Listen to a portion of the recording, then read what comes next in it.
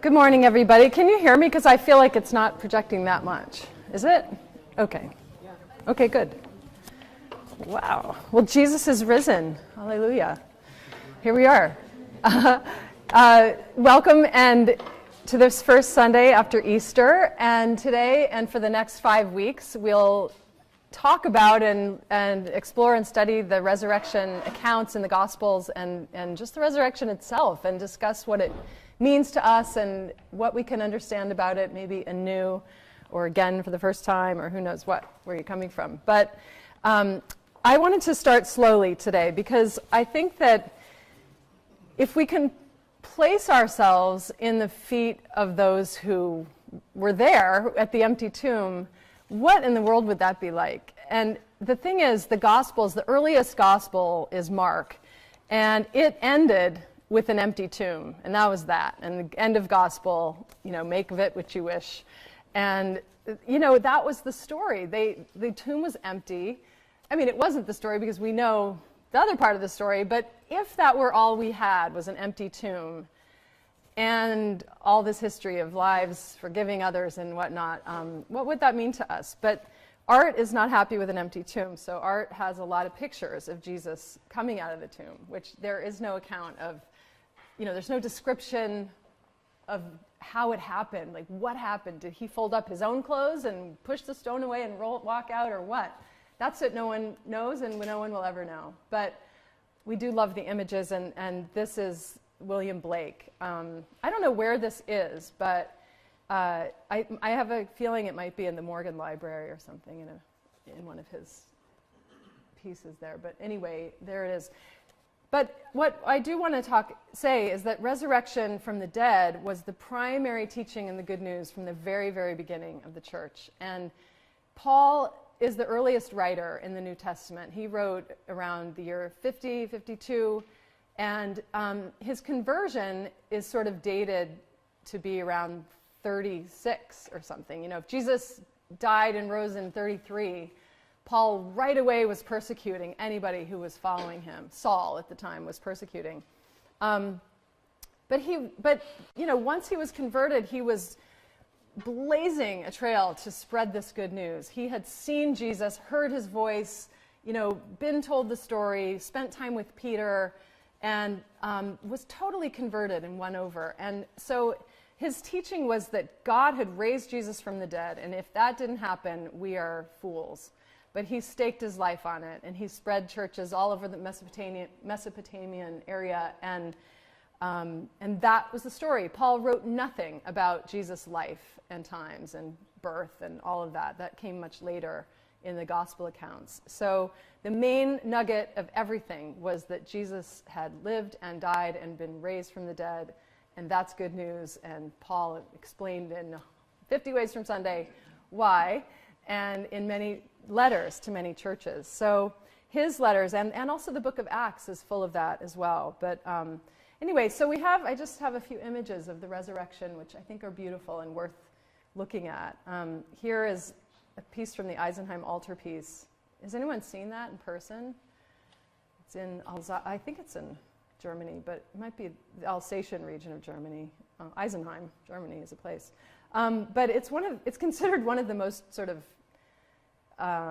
bizarre renderings of Jesus in that altarpiece. But if you ever get there, it's worth going. It's pretty amazing. There's one from James Tissot. This is in Brooklyn. I love the lanterns. I don't know why those lanterns are there, but the more primitive version. But anyway, we have this account of the conversion of St. Paul, and I'm just going to read it. Meanwhile, Saul, still breathing threats and murder against the disciples of the Lord, went to the high priest and asked him for letters to the synagogues to Damascus, so that if he found any who belonged to the way, capital W, men or women, he might bring them bound to Jerusalem. Now as he was going along and approaching Damascus, suddenly a light from heaven flashed around him. He fell to the ground and heard a voice saying to him, "Saul, Saul, why do you persecute me?" He asked, "Who are you, Lord?"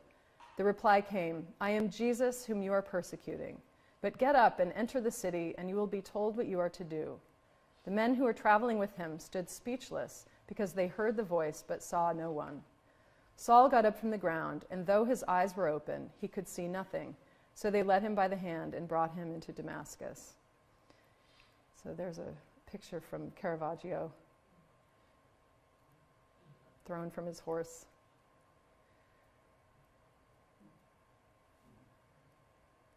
And here's the story. The one who formerly was persecuting us is now proclaiming the faith he once tried to destroy. So Paul was very early on to be, sharing his story, and I think that's just important that, it really is the center of our faith, and we shouldn't be afraid to talk about it. But I think it's important to try to really spend time with it. Sometimes we go through Lent, we're full of Lenten practices, and we love that, and we love to examine our lives, and it's important, and we do our repentance and all of that and turn. And then Easter Sunday comes, and we're done with Easter. That was enough. We sing the hymns, and we don't have big focus on Eastertide practices. But I think that we could benefit from spending a little more time on what the resurrection really means to us, and how do we internalize this. It's not so hard to internalize the humanity of ourselves and our ashes going from dust to dust, and that's so vivid for us because it's happening right before our very eyes. We get sick or we lose people to death, and it's a mystery, this resurrection, but it's as real as it can get for people who experience it. And I think sometimes we don't know that we've experienced it until we're kind of led into what an experience might have been that we had or are having or something like that. So it's helpful to have these accounts. And so let's see. I added this because Paul is giving the litany. This was kind of the earliest creed, Christian creed, was that Christ died for our sins in accordance with the scriptures. I'm down in the middle. For I handed on to you as of first importance what I had in turn received, that Christ died for our sins in accordance with the scriptures, and then he was buried, and then he was raised on the third day in accordance with the scriptures. And then he appeared to Cephas, that's Peter, then to the 12. Then he appeared to more than 500 brothers and sisters at one time, most of whom are still alive, though some have died. Then he appeared to James, then to all the apostles. Last of all, as to someone untimely born, he appeared also to me. So it's told in different places this way with Paul, but that's sort of like a creed, that was the story. He heard it, he passed it on, and we know from the Gospels that some of these appearances were carried through and written about in much more detail. Some are left out. For example, the appearance to 500, it's unclear what that might have been, but that's the only reference to that we have. So it's interesting, but there we are. Well, before I move on, any comments or questions about these Paul accounts and that early creed or anything that... Why did he have Cephas, who was Peter, but he was also one of the 12, and why were there 12 who were left at that point? Because Judas was gone, and then he seems to repeat it down again, and he says... Could you speak into the microphone? I'm not sure it's on. All the apostles. There you go. Could you just ask your question one more time? Why? Okay, is it on now? Yeah. Okay, my question is, it says, he appeared to Cephas, which is Peter, then to the 12. But Peter was one of the 12, Mm-hmm. and there was no longer... It means Peter alone, then all together with the 12. And Peter would have been included, but Mm-hmm. Judas would not have been included. No, but in Acts there's an account of how there were 11 and they needed a 12th, so they cast lots. It says they rolled the dice to pick between these two men who were candidates to be the new 12th person, and they chose Matthias, who's in there, but not in Corinthians. That's in the book of Acts. So by now there are 12 again. But I don't know about that appearance. I think that's a very good question, actually, now that you're mentioning it. The appearance wouldn't have been to that 12. But I don't know. I'll just say I don't know. I don't know. Anyone know? Liz? Liz, you must know. I don't know the answer, but that's an excellent question. What? I was going to say something else entirely. Oh, okay. Well, just to continue answering that, these accounts are, as I said, sort of creedal, and I don't know, maybe there were I just can't answer you. I don't know how soon the Matthias was chosen and then the appearances and everything, but it had to be after. So that's a good question. You're a good fact checker. So, but all that to say that it doesn't exactly jibe with all the gospel accounts. And the gospel accounts also are told in their particular way. So some of this is left to mystery. Liz? One of the things that startles me about this passage is the fact that when he is listing the various appearances, he does not list the appearance to the women. Mm-hmm. I think this is off again? No, it's on. I can hear you. Okay. Mm-hmm. I find that very strange. Mm-hmm. It seems to me that in some stories, since they were the first ones to see Jesus, Mm-hmm. that they would, of course, be listed first. Mm-hmm. Yeah, I agree with you. It is strange.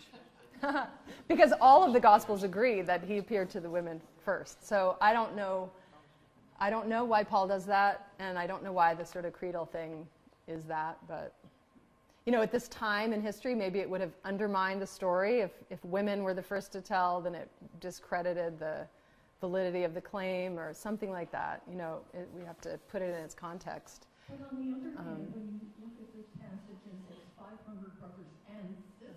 And that's a translation option for the word in Greek, which is a one-word people. Some translated it brothers or men, but other translations put it as brothers and sisters. So there would acknowledge some women, but I don't know. Yeah, those are two very good questions, but here we are. Yes? I just wanted to ask if you could go back to the slide about Paul's conversion, the one before that. Uh-huh. I feel like I missed exactly how he was suddenly converted, and we could talk about that a little bit more. Okay, yeah. I think that maybe when they say the group of 12, they mean the remaining disciples, but they just are referring to the disciples as the 12. Uh-huh. I don't know. Like their band name. Yeah. Right. Yeah, that could be. I don't know. Well, the conversion is dramatic, and Saul is even there when the first martyr is Stephen, who's stoned to death. And Saul, at the time, his name is Saul, and he sort of gives the orders to do this and endorses the plan to stone him to death. And, the descriptions of him, he's breathing threats and murder against the disciples of the Lord. So, to find any who belonged to the way, Saul was a Pharisee, a very law-abiding, educated Pharisee. And it just rattled his bones to see people following Jesus as the Messiah. And it was called the Way. There weren't Christians. It was called, the Way was the name of the movement, which is kind of cool. I love that. And, but they would root him out. It was a really scary time to be following Jesus. And he was actively seeking them out to bring them and put them to death. So there he is going along, approaching Damascus, and this light comes from heaven and strikes him down and blinds him. And then he hears that voice. So it is dramatic, and it changes everything. But then he gets to stay blind for a few days. He goes to Damascus and he has to wait there. And God gives someone else a dream to go tell Paul, or now he'll be called Paul. In another passage he gets his new name. And then he goes and meets Peter. And Peter's, they're terrified of this guy. They've heard of him. He's a murderous terrorist for them. And he spends time with Peter, and then they sort of, he hears the stories over a period of days. And Peter tells him all these accounts of Jesus, and Paul, Saul, now Paul, is completely converted and brought into the movement and now becomes a leader. And it's Paul and Peter who sort of come to loggerheads about whether this movement should be open to Gentiles. And it's Paul who goes and converts all the Gentiles. And Peter is really his mission. He sees his mission still to Jews. So without Paul, none of us would really be here. But that's the conversion. I know there's more to it, but Shelby, does that get at what you wanted to hear? He was, so he saw the light, and also heard the voice of Jesus. But they didn't see anyone. And he didn't see anyone, but he saw this light. So that's his account of resurrection. I mean, he doesn't see a body with wounds and eating fish on the beach and all that. For him, it's this flash and a voice that others witnessed. And that was his account. So, yeah, it is interesting. It's very dramatic. Anybody else want to comment about that? Robin? Now this, Oh, Tom and then Robin. now this account in Acts is being written a couple of decades after this happens. This is Luke, right? Can't hear you. This is Acts. So Luke's writing much later. Because I think you said this happened 3 years after Jesus' death. Well, I mean, if you're going to date it with the events that take place and are accounted for in Acts, it's within a couple of years of Jesus' So ascension. the conversion is being written about by Luke a couple of decades later. The writing of it is later. The dating of this text is later than the event itself. Yeah, I mean, it would have been 20 years later.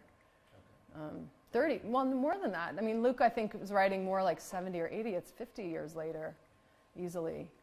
So I don't know if that's meaningful for the way it's written, but that's what the story is. Robin? So one of the things it says to me is that no matter where you come from, no matter what your background, no matter what your belief system, you can always have an experience. A Jesus moment or a God moment. Yeah. And it doesn't have to knock you off a horse. Right. If you're open and aware It's more convincing. and available Fall out of to your these car. little moments Yeah. of intervention or resurrection or Right. inspiration, it can happen. Yeah, I really value this account because it's a little more manageable to my imagination that you could have a flash. I mean, we talk about it metaphorically like a flash of insight or something, but light from heaven and a voice is a little more accessible to me than Jesus walking up to me on a beach and asking for breakfast. It's hard, but I mean, those are the stories, and I don't discount any of them, but I like having this one in there because it just shows the range of ways that Jesus would appear to people and make himself available. Maybe Paul wouldn't have accepted it any other way but to be thrown off his horse and blinded. You know, whatever it takes. Lance. Yeah. This morning I left my house and I looked at my phone and I had it first this morning. It said 11 minutes to St. Mark's. And I said, oh my God. I mean, how did that happen? What? As far as Paul's experience, I had one this morning. 11 minutes to St. Mark's. And I said, I guess that's where you want Came me to to you go. through your phone. His brother's always watching. He knows where you're going. Right. That's great. Me too. Yeah, Charlene. Can we have the mic up here? Who's got the mic? You have, oh, hold on. We got Charlene. Charlene, and then we'll go to Kathleen. Oh, Charlene first. Yeah. Let's take our turn. No socializing. Just kidding. I like the image of the light in conversion because, you know, Saul's conversion was quite extreme, perhaps. That is for some people. But I'm thinking of the song, I Saw the Light, I Saw the Light. Yeah. To me, it's just a description of how we suddenly understand who Jesus is. And I think in that sense, it's the conversion point, Yeah, you know? right. So, And it's mystery too. It can happen on a dime like that. You just absolutely. once you can't unsee an insight, right? And but it there it's doesn't- always you with don't you. have to be slain in the spirit or whatever. Uh-huh. You know, it's all of a sudden Yeah. you get it. Mm-hmm. So I like that image. Very much. Yeah. Kathleen. No, I don't need that. Well, you might. I think people in the back can't hear. I don't. Please, Did any please of use the- it because it's for the Did stream any of too. the gospel writers tell the story? This Saul's story? conversion. No. And that's also a kind of a mystery. But the Gospels are containing the life of Jesus. So Paul wasn't really on the scene during Jesus' lifetime. So I think they're telling that story. But Luke goes on to write Acts. So in a way, the Gospel writer, Luke, does tell it, but not in the Gospel of Luke. Right. But that's the heart of the matter right there. And then we have the Gospels. And Mark is written the earliest. When the Sabbath was over, Mary Magdalene and Mary, the mother of James, and Salome brought spices so that they might go and anoint him. And very early on, the first day of the week, when the sun had risen, they went to the tomb. They had been saying to one another, "Who will roll away the stone for us from the entrance to the tomb?" When they looked up, they saw that the stone, which was very large, had already been rolled back. As they entered the tomb, they saw a young man, dressed in a white robe, sitting on the right side, and they were alarmed. But he said to them, "Do not be alarmed. You are looking for Jesus of Nazareth, who was crucified. He has been raised. He is not here. Look, there is the place they laid him. But go tell his disciples and Peter that he is going ahead of you to Galilee. There you will see him, just as he told you." So they went out and fled from the tomb, for terror and amazement had seized them, and they said nothing to anyone, for they were afraid. And that's the original ending of Mark. The last word is afraid. So that in itself is very interesting. And the other endings weren't added till later.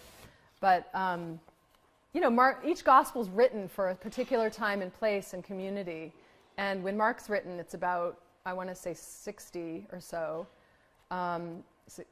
And it's a time of humongous persecution and fear. And so Mark is writing for people, what do we do in our terror? And it's kind of a question mark. The gospel ends with a question mark for the readers. What will you do? Will you go and tell? Will you stay closed in fear? Because they know the end of the story, but Mark doesn't write it in the gospel, but it's already being taught and spread, and they're claiming it and proclaiming it on their Sunday meetings together in secret. It's life and death to call yourself a follower of the way and a follower of Jesus. So Mark is full of urgency and terse terms, and it's everything's immediate and short and clipped and hurry up and let's tell the story. It's dark. It's full of stormy seas and rough waters. So, this is a gospel about what to do with fear. And I think that it ends that way because he was making a point. But, over time, as the fear is quelled and life got a little bit more peaceful, maybe people added an ending because they were still using this gospel, but it wasn't resonating enough. So they put or whatever, I don't know if it was resonating enough, but they added the ending because they had it and everybody else was, it was part of their life. So they did add the endings. But this is how Mark ends originally. And I do think it's worth appreciating that in its context, that there was a time when it was, really a life and death matter to put yourself in the way of Jesus and become a follower. And for those early Jewish Christians, life was very, very challenging. And this gospel kind of emboldened and bolstered their faith to not be one that runs away in fear. Something to consider. But the art's beautiful. And here are the women at the sepulchre wondering, who will roll away the stone? But it's rolled away. You can kind of see how there's a little opening there. Elizabeth? Yes. Who is the young man in the white robe? Well, I guess it's considered to be an angel. But it's not anybody in particular. It's a young man dressed in white. I think that's sort of a motif of an angel, In Mark, there are a lot of mysterious figures. There's also a figure that runs away naked, and it's not a named person. It's just one ran off naked. And, it's kind of these little, they're like sort of the Jiminy Cricket or, the conscience characters on the shoulder that, will that be you? Or who knows. But sometimes there are these sort of cameo appearances of mystery figures in Mark. So it's an angel. Two details in the white robe, and he's sitting on the right side. Well, I don't know about there being significance to both of these, but we do have we're going to go into other descriptions, right? I'll wait. I think the right side is a good thing to highlight, because in the other accounts, like the two criminals, one on his right, one on his left, the one on the right is the one who sort of confesses who Jesus is and asks him to be remembered, and the disciples argue who will be the greatest. Can I sit on your right side? It's always the side of the higher place. So maybe it's putting the angelic, the heavenly, the God people on the right side. I don't know. That's a great question. I've never thought about it. But certainly white is a divine kind of figure.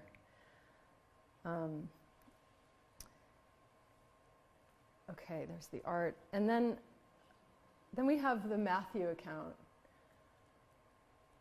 I don't know much time. Yeah, I'm going to try to do the 4 gospel accounts of the empty tomb. After the Sabbath, as the first day of the week was dawning, Mary Magdalene and the other Mary went to see the tomb. And suddenly there was a great earthquake, for an angel of the Lord, descending from heaven, came and rolled back the stone and sat on it. His appearance was like lightning, and his clothing white as snow. For fear of him, the guards shook and became like dead men. But the angel said to the women, "Do not be afraid. I know that you are looking for Jesus who was crucified. He is not here, for he has been raised, as he said. Come see the place where he lay. Then go quickly and tell his disciples, he has been raised from the dead, and indeed he is going ahead of you to Galilee. There you will see him. This is my message for you." I have a little picture of that. I like this one too, the lightning and the...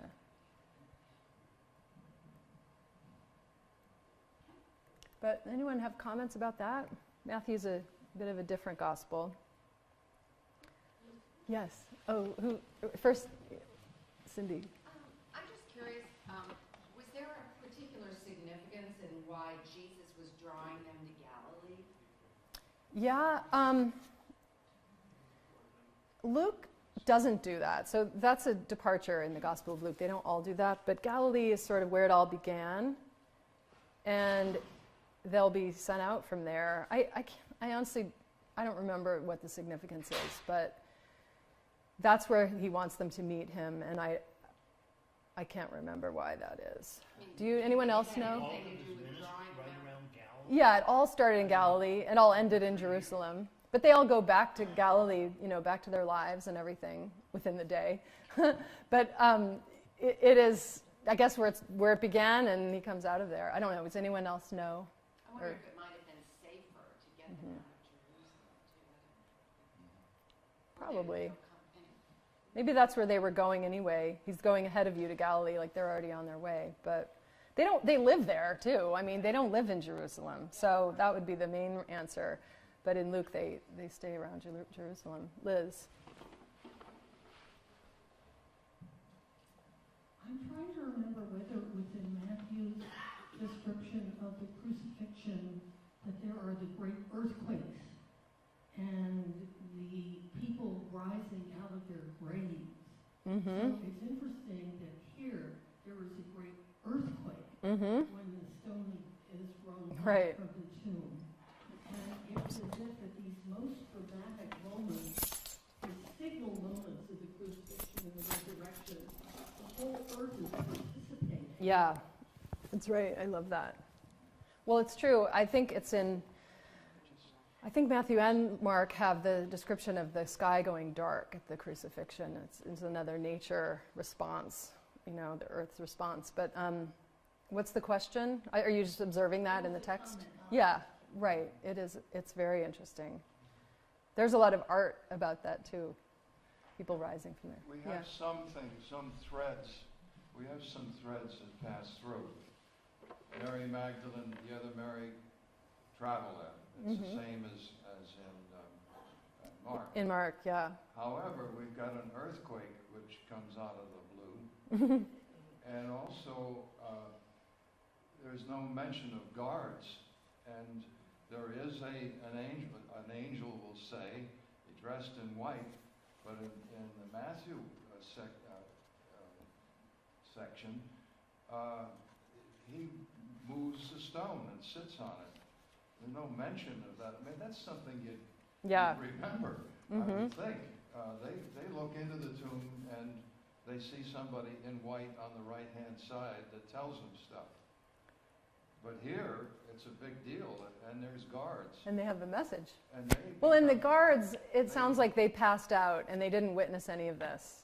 You know, Right. It seems like one question about the resurrection appearances is, you know, Jesus was very selective about who he revealed himself to. You know, he didn't go to Pilate and to Caiaphas and to the leaders and to any of those people. He came to his followers, and not even the guards get to really see. So who knows? I mean, they saw the angel, but who knows at what point they would pass out. They became like dead men. It's a big deal. They faint, essentially, I guess. Uh-huh. So, but then they're given a message. Uh-huh. Go tell everybody he's raised. Right. And he's going to meet you in Galilee. So there are pieces that are the same, but details which are wildly different. Mm-hmm. Yeah, every single one of these is wildly different. But what's consistent is the women are first, that is for sure. And often there's this angel and the stone rolled away, but sometimes there are two angels. So, yeah, different accounts by different witnesses, I guess. But here are these two great pieces of art. Excuse me. Yeah. There were no other witnesses but Mary, and Mary, right? That's right. I just mean in Matthew, okay, that's true. Interpretation by the writers, yeah. And, you know, bear in mind these are written in 70 or 80. So some years have passed and the stories are passed down, oral tradition, and they get developed or altered as in the telling, and memories. Paul's writing in the 50s, and he says some are still alive who've seen Jesus, so they're telling their story. And, you know, I don't know. It's the same way with eyewitnesses now. Everyone has a slightly different memory of things. Yeah. Luke. But on the first day of the week, at early dawn, they came to the tomb, taking the spices they had prepared. They found the stone rolled away from the tomb, but when they went in, they did not find the body. While they were perplexed about this, suddenly 2 men in dazzling clothes stood beside them. The women were terrified and bowed their faces to the ground, but the men said to them, "Why do you look for the living among the dead? He is not here, but has risen. Remember how he told you while he was still in Galilee that the Son of Man must be handed over to sinners and be crucified, and on the 3rd day rise again." Then they remembered his words. They is the women. He's talking about the women. So Luke has two men in dazzling clothes. He goes on in not far from this passage to say the angel. The account that the women give is, and then we saw angels standing there. So the women called them angels, but here Luke's calling them 2 men in dazzling clothes. Not sure why. He doesn't just say angels, but let's see, we have that. Look in.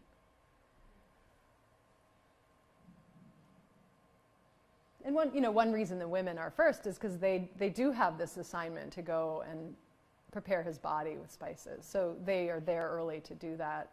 First thing after the Sabbath is over. They've all observed their Sabbath, and now they can come at dawn and do this job, which was a woman's task to handle a body like that. So that's one reason they got to be first. Yes, Cindy.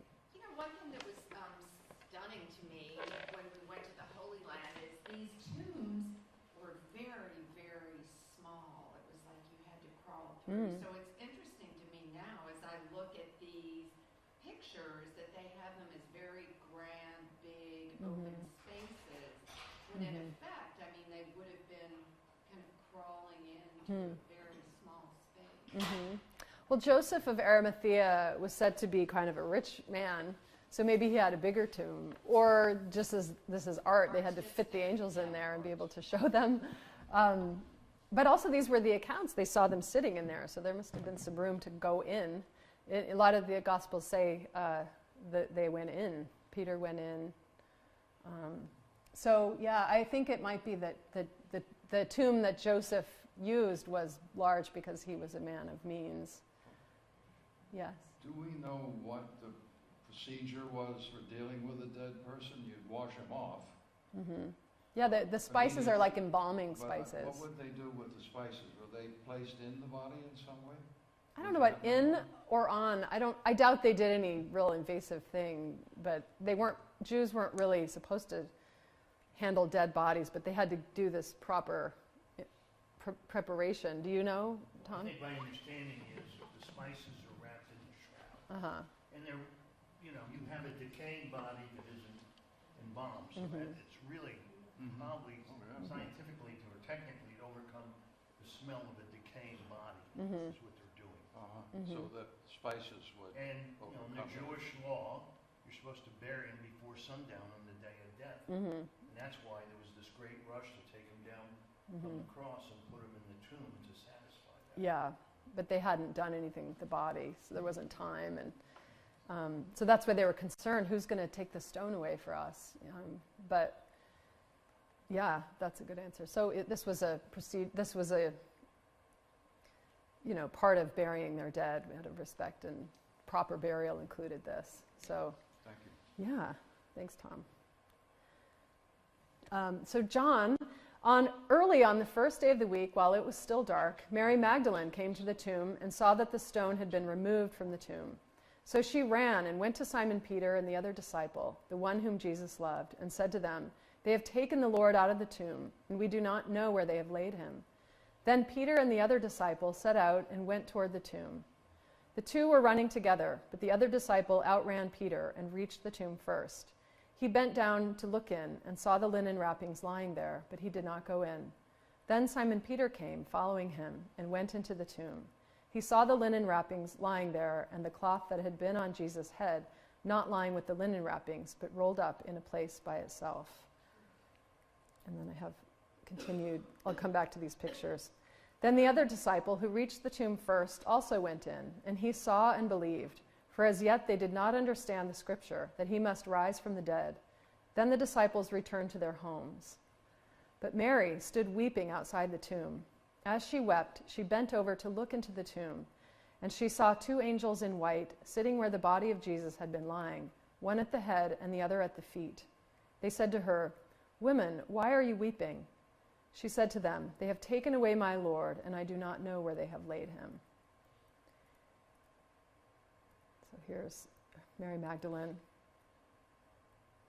I love this. I don't know whose art this is, but I just liked it, so I put it in. I love her face. She looks tired and stressed and worried and afraid and sad. It reminds me of an earlier art piece. In here? There were three women. Oh, and right. Mm-hmm. It was a fairly recent artist up there. This one? Yes. Uh-huh. Yeah, it's a maybe slightly different style, but I love their posture. You know, they're kind of very apprehensive. But, you know, this is Mary Magdalene, too, running to the tomb, and there are some guards.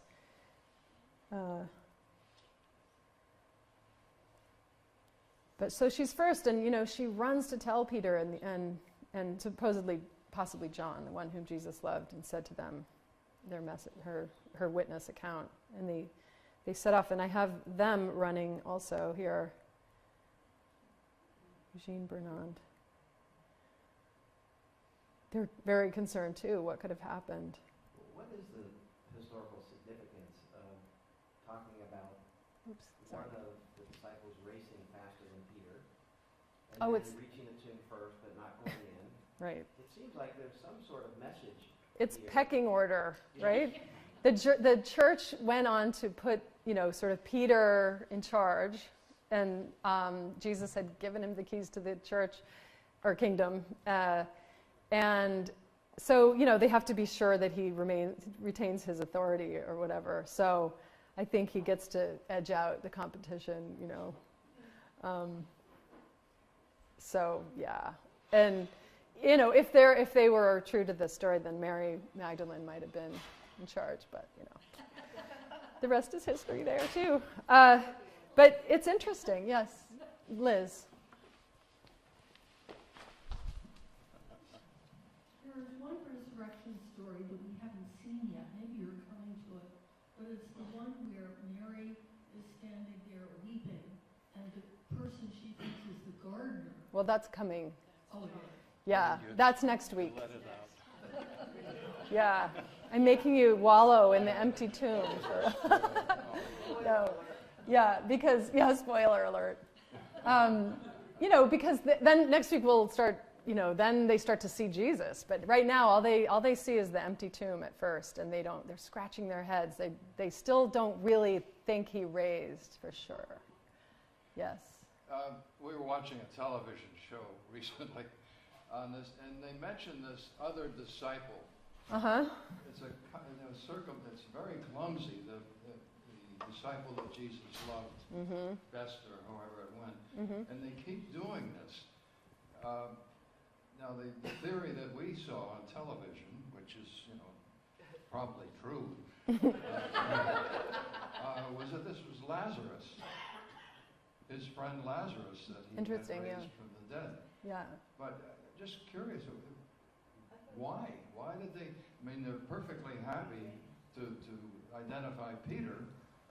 Well, all of it is literary device, I think, because there's a lot of scholarship speculation on who this figure is. Like in Mark, who's that character running away naked? Is it the reader? Is it, is it an actual disciple who takes off his clothes? Is it the writer Mark, who sees himself kind of stripped of his, who knows what? Here, again, the disciple who Jesus loved, we attribute this gospel to John, and whether it's the writer's name is John in the year 90 or 95, or it's in the tradition of John the disciple, and so they ascribe this to being John the disciple that Jesus loved. It's full of speculation, but or is it the reader again? Is it the one?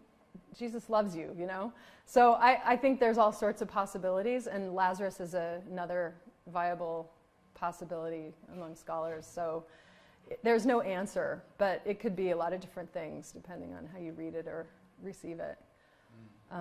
It's poetic because nothing in John is by accident. I mean, his words are all carefully crafted, and they play not one or two, sometimes three roles in the way he writes. So it's beautiful writing, but you have to spend a lot of time with John to really grasp all of it. And a lot of English translation misses all sorts of things. We get to pick one word for a Greek word that means three different things at the same time. So same with this character. I think it can mean all sorts of things at the same time.